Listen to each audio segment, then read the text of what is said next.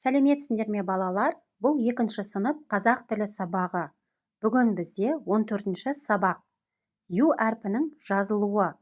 Ю әрпінің жазылу емлесін білемін. Түсініксіз сөздердің мағынасын сөздіктен табуды үйренемін.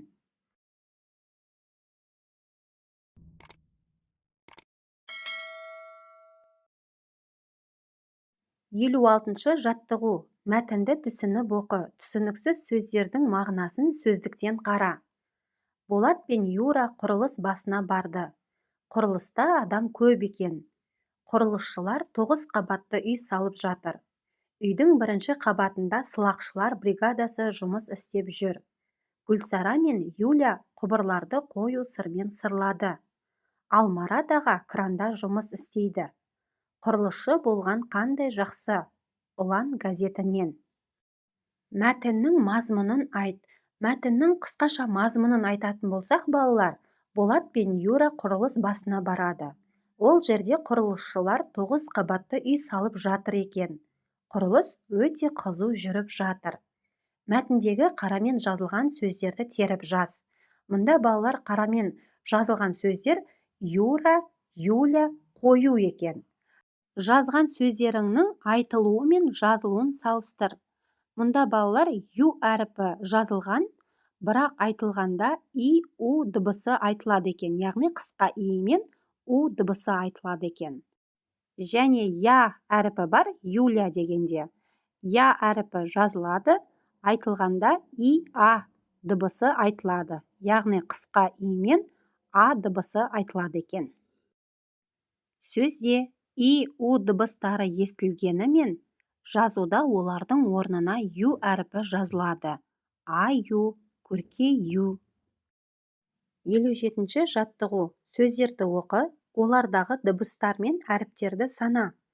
Дыбыс саны мен әріп санының сәйкеспеу себебін түсіндір. Көбею, молаю, үлкею, есею, сарғаю. Үлгі бойынша бұл сөздерге дыбыстық талдау жаса. Мұнда бізде үлгі бойынша көбею сөзі тұр. Көбею сөзінде бізде 5 әріп, 6 дыбыс. К бізде дауыссыз, Ö дауысты, Б дауыссыз, Е дауысты, Ю бізде 1 әріп, 2 дыбыс. Яғни қысқа и мен у дыбысын береді. Қысқа и бізде дауыссыз, у бізде дауысты. Сол үшін 5 әріп, 6 дыбыс екен. Келесі сөз бізде молаю.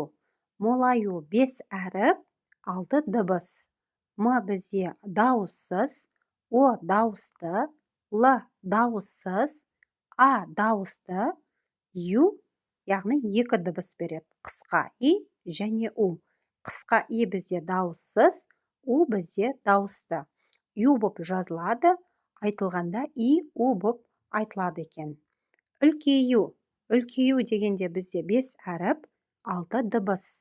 Ö бізде дауысты, Л дауыссыз, К дауыссыз, Е дауысты, Ю қысқа и мен у дыбысын береді. Қысқа и бізде дауыссыз, у бізде дауысты. Келесі есею. Есею бізде 4 әріп, 5 дыбыс.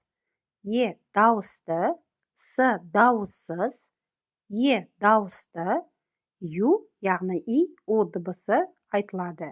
Қысқа и бізде дауыссыз, у дауысты. Сарғаю. 6 әріп, 7 дыбыс. С дауыссыз, А дауысты, Р дауыссыз, Ғ дауыссыз, А дауысты, қысқа и дауыссыз, у дауысты. 58-ші жаттығу. Көп нүктенің орнына тиісті сөзді қойып, өлең құрастырып жаз. Ормандағы аю, ойы балға тою. 58-ші жаттығуда балалар көп нүктенің орнына тиісті сөзімізді қойып, әдемілеп дәптерімізге жазып алайық. Енді астындағы сұрақтарға қарайық балалар. Аю балды неліктен ұнатады деп ойлайсың? Бал тәтті болғандықтан аю бал жегенді ұнатады. Аю, қою, тою сөздеріндегі ю қандай дыбыстардан құралғанын айт. аю, қою, тою сөздеріндегі ю әрпі и, қысқа и және у дыбыстарынан құралған. 59-шы жаттығу. Оқы. Аю не деп жауап беруі мүмкін? Ол қасқырға қандай ақыл-кеңес берді деп ойлайсың? Осы сұрақтарды басшылыққа алып, әңгімені әрі қарай жалғастырып жаз. Аю мен қасқыр. Бірде қасқыр аюлардың қыста ашықпау сырын білгісі келді. Ол аюдан сұрады. Аю қыста ашықпау себебі жаз бойы жеген азығын тері астына май етіп жинайтынын айтты. Қыс бойы сол майды қорек етіп ұйықтаймын. Сондықтан қарным ашпай, терең ұйқыға кетемін, деді. Міне балалар, бүгінгі сабағымыз осымен аяқталды. Келесі сабақта кездескенше.